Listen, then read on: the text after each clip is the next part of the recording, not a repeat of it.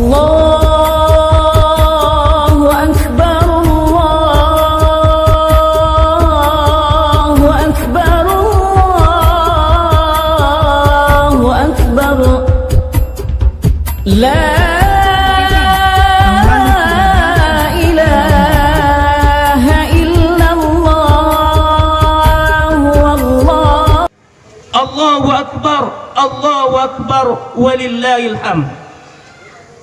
Kaum muslimin, kaum muslimat yang berbahagia, Idul Adha akan selalu mengingatkan kita pada sosok Nabi Ibrahim alaihissalam dan keluarganya. Hari ini, saat ini, saudara kita kaum muslimin, kaum muslimat bergegas menyelesaikan rangkaian ibadah haji yang agung di tanah suci Mekah Al-Mukarramah. Di tanah air kita duduk sejenak untuk merenungkan pelajaran-pelajaran yang dititipkan Allah kepada kita melalui kisah-kisah monumental Nabi Ibrahim alaihissalam dan Ismail alaihissalam.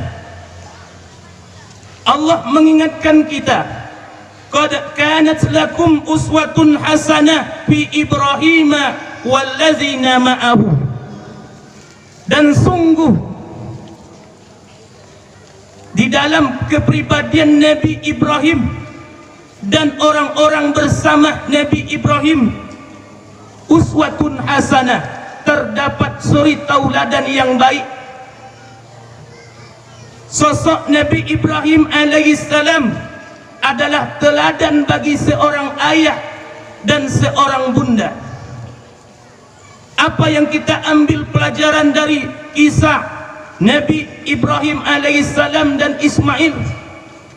Yang pertama, kaum muslimin, untuk mendapatkan anak yang soleh, maka orang tua lebih dahulu menjadi orang yang soleh.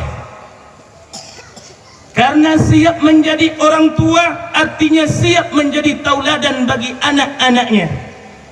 Bukan sekadar mencari makan untuk anak, bukan sekadar membuat rumah untuk anak, bukan sekadar mencari pakaian untuk anaknya, tetapi lebih dari itu adalah seorang ayah dan seorang ibu mestilah menjadi tauladan bagi anak-anaknya. Kaum muslimin, kaum muslimat sidang Id yang dirahmati Allah Subhanahu wa taala. Allah Subhanahu wa taala mengingatkan kita, wa qala inni zahibun ila rabbi sayahdin.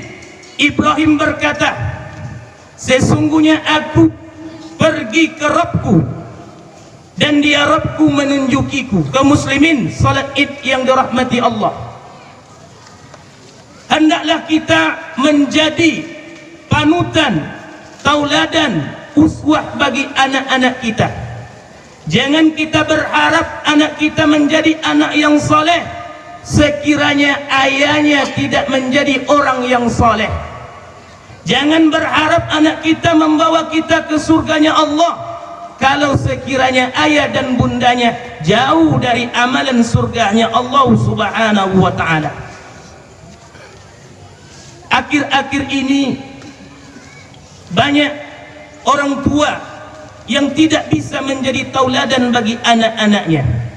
Terkadang orang tuanya asik menonton televisi ketika azan dikumandangkan.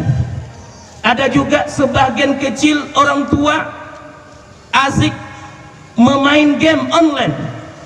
Bagaimana generasinya ke depan kalau orang tuanya asik nonton TV, sedangkan bapaknya asik untuk main game? Na'udzubillah, summa na'udzubillah. Masjid yang besar yang kita bangun di desa Batu Belah ini,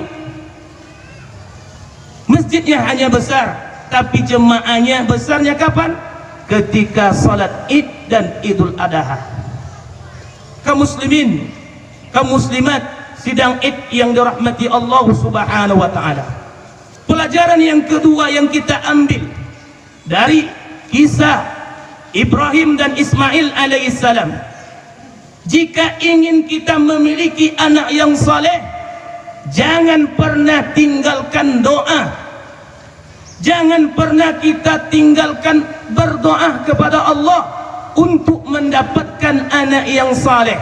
Sebagaimana Nabi Ibrahim alaihissalam berdoa selalu, tidak bosan-bosannya kepada Allah. Rabbi habli minas salihin. Ya Rabbku, ya Tuhanku, anugerahkanlah aku seorang anak yang saleh. Pernahkah kaum muslimin, bapak-bapak, ibu-ibu, saudara-saudaraku satu akidah yang dicintai Allah, pernahkah kita berdoa kepada Allah agar kita diberikan anak yang saleh? Pernahkah ibu-ibu berdoa kepada Allah untuk mendapatkan anak yang salehah? Terkadang kita lebih mendoakan anak kita menjadi anak yang kaya. Kita lebih mendoakan anak kita menjadi pejabat. Kita lebih mendoakan anak kita menjadi orang yang sukses di dunia. Tetapi kita lupa mendoakan anak kita menjadi anak yang saleh. Betapa banyak pejabat, tapi belum tentu dia hormat kepada ayah dan bundanya. Di sebuah panti jompo, ketika itu saya mau menjadi gharim di panti jompo di Pekanbaru. Saya sangka di panti jompo itu orang tua, ibu, bapak, orang miskin. Ternyata yang ke dalam panti itu memiliki mobil cantik. Terkadang kita miris melihatnya. Akhirnya saya tak jadi tinggal di panti itu. Tak tega saya melihatnya. Saya kira yang di panti jompo orang susah. Ternyata di sana orang kaya yang tidak bisa mengurus ayah dan bundanya. Ayah dan bunda kita dulu ketika kita masih kecil, mereka malu memasukkan kita ke panti asuhan. Sedangkan anaknya yang sudah dewasa, bahkan sudah menjabat, memasukkan orang tuanya ke dalam panti asuhan. Kaum muslimin, kaum muslimat, di tengah-tengah kampung kita, seorang ayah dan seorang bunda merasa malu memasukkan anaknya ke panti asuhan. Walaupun secara kasat mata dia pantas masuk ke dalam panti asuhan anaknya, tetapi orang tuanya tak tega berpisah dengan anak-anaknya. Mereka rela makan apa adanya, mereka rela memberikan pakaian apa adanya, asal anaknya di pangkuannya. Tetapi ketika anaknya sudah dewasa, saat ini banyak anak-anak yang tidak tahu berterima kasih kepada ayah dan bundanya. Allahu Akbar, Allahu Akbar, walillahil hamd. Pelajaran yang ketiga, Ibrahim mengajarkan kita pentingnya musyawarah dalam keluarga. Falamma balagha ma'ahu sa'ya qala ya bunayya inni ara fil manam anni asbahuka fanzur maza tara. Qala ya abati if'al ma tu'mar satajiduni insyaallah minas sabirin. Tak kala Ismail alaihissalam menanjak dewasa, Ibrahim berkata kepada anaknya, ya bunayya inni ara fil manam. Hai anakku, malam tadi ayah bermimpi, anni asbahuka, Allah perintahkan ayah menyembelimu. Fanzur maza tara, bagaimana menurut pendapatmu? Qala ya abati if'al ma tu'mar. Kalau itu perintah Allah, hai ayahandaku, laksanakan. Satajiduni insyaallah minas sabirin.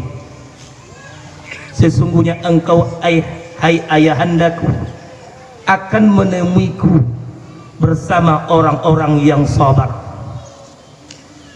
Ibrahim memberikan contoh tauladan kepada kita bagaimana Ibrahim bermusyawarah kepada anaknya, padahal itu perintah Allah. Tengoklah di dalam keluarga kita, adakah kita mempraktekkan, membudayakan sistem musyawarah dalam berkeluarga? Padahal Nabi Ibrahim alaihissalam memiliki otoritas. Apa salahnya ketika di pagi hari dia langsung menyembelih anaknya? Tetapi Nabi Ibrahim meminta pendapat kepada Ismail alaihissalam. Bagaimana menurut pendapatmu, hai anakku? Apa jawaban anaknya? Ismail alaihissalam, ya abati fa'al ma tu'mar. Kalau itu perintah Allah, hai ayahandaku, laksanakan. Tengoklah mail-mail sekarang, bapak-bapak, ibu-ibu. Ketika bapaknya menyuruh membeli korek api di kedai, di warung, apa jawabannya? Adakah uang berlebih, hai ayahanda? Dikompasnya ayah dan bundanya. Ketika anak gadisnya disuruh membeli tahu di kedai sebelah, apa katanya? Hai ibunda, adakah duit berlebih? Kita takut dan khawatir nantinya ketika bapak ibu sudah pikun, sakit-sakitan. Ketika itu kita ngomong kepada anak kita, hai anandaku, cucilah berak ayah. Apa jawaban anak kita? Adakah harta bapak yang berlebih? Adakah harta ibu yang berlebih? Ingatlah kita ketika kita sakit nantinya, ketika kita sudah tergeletak terbaring di kasur, ada di antara anak kita berkata, untuk apa dibawa obat ibu kita lagi? Untuk apa dibawa ke rumah sakit lagi? Dia sudah tua dan akan mati. Na'udzubillah summa na'udzubillah min zalik. Ingatlah kita ketika kita kecil dulu, ketika perut kita masih gembung, malam-malam hari ibu kita tak tidur, bapak mencari bidan kampung untuk menyembuhkan kita, untuk mengobati kita. Tetapi ketika kita sudah dewasa, ayah dan bunda kita sudah lansia, kita berkata kasar kepada mereka, bapak ibu akan mati. Janganlah menyulitkan anak-anakmu, hai ayah dan bunda. Kamu tak meninggalkan harta yang banyak. Jangan berharap banyak sama kami. Na'udzubillah summa na'udzubillahi min zalik. Ayah bagaimana tingginya gedung dia bangun demi sesuap nasi. Mereka memanjat tower, memanjat gedung untuk memberikan asupan nasi, makanan, pakaian kepada kita. Bagaimana ibu kita yang melahirkan, mereka rela mengorbankan nyawa demi anaknya. Terkadang ibu meninggal, anaknya selamat. Terkadang keduanya pergi menghadap Allah Subhanahu wa ta'ala. Allahu Akbar, Allahu Akbar, walillahil hamd. Pelajaran yang keempat, Nabi Ibrahim mengajarkan kita bagaimana cara mendidik, menyayangi anak, bukan hanya dengan memuaskan segala permintaannya, tapi dengan mendekatkan anak kepada Allah Subhanahu wa ta'ala dengan penuh hikmah dan kelembutan. Kita saat ini menjadi orang tua, banyak memenuhi kepenuhan anak, kemauan anak semuanya kita penuhi. Tak boleh anak kecilnya menangis, ibunya rewel. Tak boleh anaknya menangis sikit, bapaknya tidak sabaran. Nabi Ibrahim alaihissalam melatih kemandirian kepada Ismail alaihissalam. Kita boleh, siapa yang tak sayang sama anak, siapa yang tak sayang kepada buah hatinya, tetapi janganlah berlebihan. Kalau kita terlalu sayang sama anak kita, nantinya kita diinjak-injak sama anak kita. Tirulah Nabi Ibrahim alaihissalam. Inna Ibrahim la halimun awwabun munib. Ibrahim sungguh penyantun, lembut hatinya, selalu kembali kepada Allah Subhanahu wa taala. Allahu akbar, Allahu akbar, walillahil hamd. Kaum muslimin rahimakumullah, ada beberapa pelajaran dari ibadah kurban. Yang pertama, ibadah kurban mengajarkan kita berlaku ikhlas. La yanalallaha luhumuha wala dima'uha walakin yanaluhu taqwa minkum. Al-Hajj ayat 37. Allah tidak butuh kepada daging, Allah tak makan. Allah tak butuh kepada darah, Allah tak minum. Walakin yanaluhu taqwa minkum. Yang Allah nilai adalah keikhlasan, ketakwaan daripada orang yang berkurban. Terkadang kita merasa susah, merasa miskin, merasa tak mampu berkurban, padahal kita mampu sebenarnya. Ada di antara saudara kita, bapak-bapak, yang merokok 50.000 per hari, kali setahun 18.800.000. Miskinkah itu? Ada di antara saudara-saudari, ibu-ibu, setiap pestanya membuat baju. Apa katanya kepada abangnya? Hai abang, besok, bulan besok 2 orang yang pesta baralek. Saya tak mau lagi pakaian kemarin. Satu pakaian 300 kali 3 900 kali per tahun. Banyak yang merasa susah, merasa miskin ketika untuk membeli sesuatu yang tak perlu untuk dibeli, bahkan itu belum kebutuhan. HP-nya baru, mau HP baru lagi, itu namanya syahwat. Tetapi ketika HP-nya sudah rusak, dibeli yang baru, itu namanya keperluan dan kebutuhan. Kita banyak merasa susah. Yang kedua, ibadah kurban mengajarkan kita bagaimana kita mengikuti tuntunan Nabi Muhammad sallallahu alaihi wasallam. Man zabaha qabla as-salah fa inna ma yasbahu li nafsi wa man zabaha ba'da as-salah faqad tamma nusuk. Siapa yang menyembelih hewan kurban sebelum salat Id, maka sesungguhnya itu sembelihan biasa. Dan siapa yang menyembelih setelah salat Id, maka itu adalah kurban yang sempurna. Yang ketiga, ibadah kurban mengajarkan kita pandai bersedekah. Wa ma anfaqtum min syai'in fahuwa yuklifuhu. Apa saja yang kalian infakkan di jalan Allah, Allah ganti. Kita merasa susah kepada Allah, mengeluh kepada Allah, sedangkan pintu-pintu rezeki kita tutup. Ketika kita bakil, malaikat mendoakan buruk kepada kita. Apa doa malaikat bagi orang yang bakil?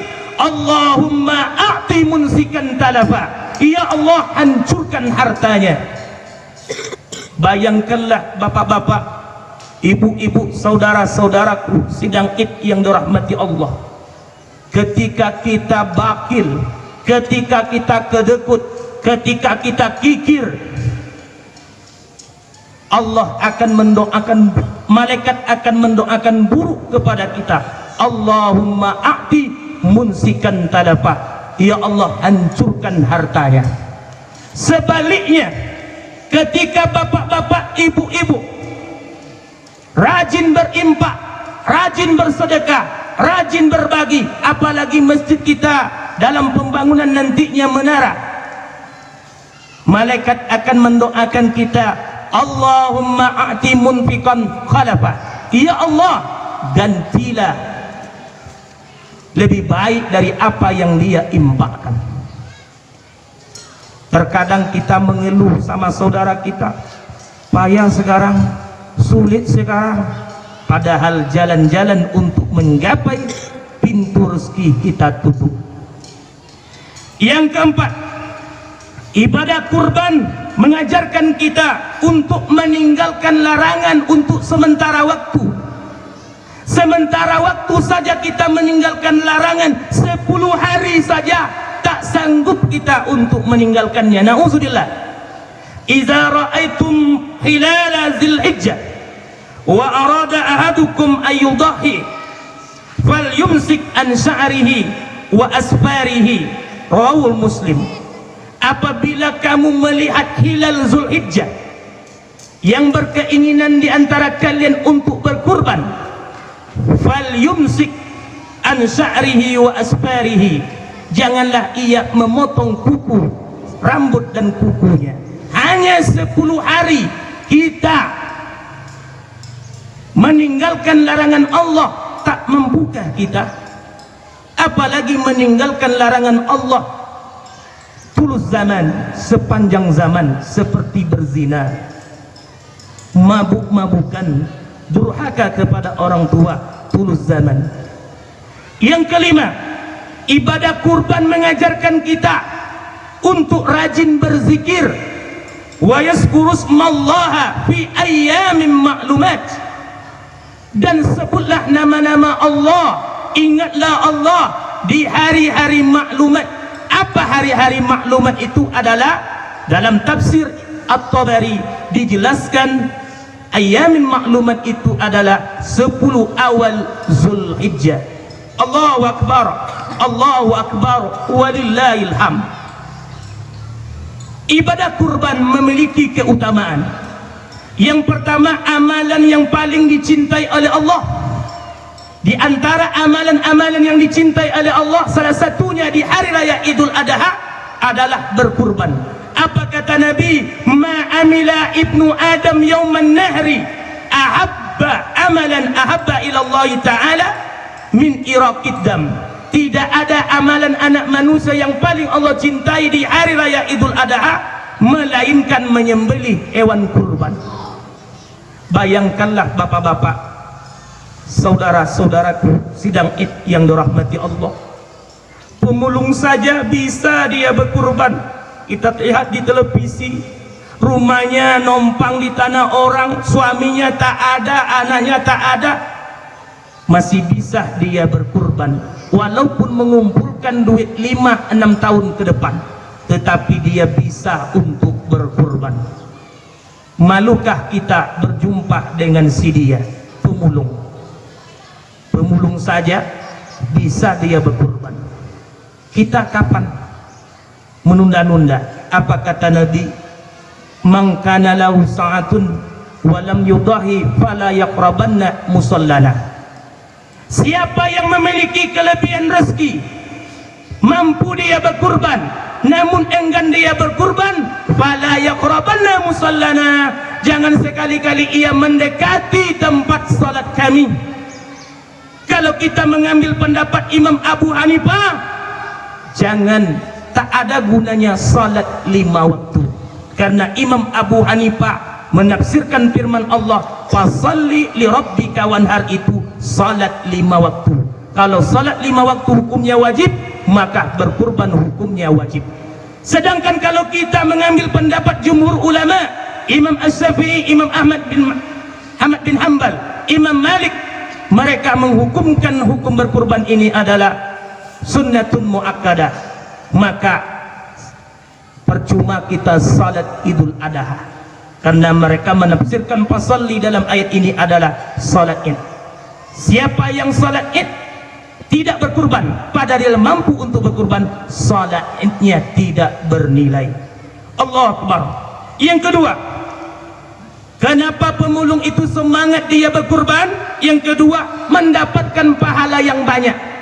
Pernah sahabat Nabi bertanya kepada Nabi Muhammad sallallahu alaihi wasallam, "Ma hadhil adahi?" Apa ini kurban ya Rasul? Qala Nabi, "Sunnatu abikum Ibrahim." Ini ajaran bapak kalian Nabi Ibrahim alaihi salam. Lalu sahabat tadi bertanya, "Malana minha?" Apa yang kami dapatkan dari berkurban? Apa jawaban Nabi? Qala Nabi, "Bikulli sa'aratin hasanah." Setiap bulu-bulu hewan yang kita kurbankan itu bernilai 1 pahala. Bayangkanlah berapa bulu kerbau, kepalanya, telinganya, kakinya, tangannya, dadanya, perutnya, punggungnya. Begitu banyak pahala yang didapatkan bagi orang yang rajin berkurban. Allahu Akbar, Allahu Akbar, walillahil hamd. Fa'tabiru ya ulil absar la'allakum turhamun. Allahu Akbar, Allahu Akbar, Allahu Akbar, walillahil hamd. Allah juga berfirman, "Inna a'tainakal kautsar fasalli li rabbika wanhar." Sesungguhnya kami telah memberi kalian nikmat yang banyak. Ayat ini selalu dibacakan khatib, dibacakan imam. Inna a'tainakal kautsar. Sesungguhnya kami telah memberi kalian nikmat yang banyak. Untuk apa nikmat yang banyak itu? Timbul pertanyaan kita. Fasalli li rabbika wanhar. Nikmat yang banyak itu digunakan untuk ibadah. Salah satunya salat. Itu ibadah, nikmat kesehatan badan. Wanhar, nikmat harta kekayaan. Nanti kita khawatir di padang mahsyar kita ditanya oleh Allah Subhanahu wa taala, "Summa latus'alunna yawma idzin 'anin na'im." Kemudian sungguh kalian akan ditanyai satu persatu berbagai kenikmatan. Apa kata Nabi? La tazulu qadama abdin yaumal qiyamah hatta yus'ala an arba' an malihi min aina iktasaba wa fima anfaqahu. Tidak akan bergeser kaki anak Adam di padang mahsyar hingga ditanya 4 perkara. Salah satunya adalah min aina iktasaba. Dari mana datangnya harta? Okelah kalau harta kita halalan thayyibah. Tetapi pertanyaan berikutnya, adakah kita selamat kaum muslimin, kaum muslimat? Wa bima anfaqahu, untuk apa digunakan harta? Betapa banyak orang pertanyaan pertama selamat, tetapi di pertanyaan kedua tentang harta tak selamat. Allahu Akbar, Allahu Akbar, walillahil hamd. Kaum muslimin, kaum muslimat yang berbahagia, dalam hubungannya dengan kehidupan kita sekarang, ibadah kurban mengandung 7 pesan moral. Yang pertama, kepada para pemimpin. Para pemimpinlah yang seharusnya lebih dahulu untuk berkurban. Para pemimpinlah yang menjadi pelayan masyarakat, RT, RW, kepala dusun, kepala desa, camat, bupati, presiden, menteri. Para pemimpinlah yang menjadi pelayan masyarakat, bukan peminta dilayani oleh masyarakat.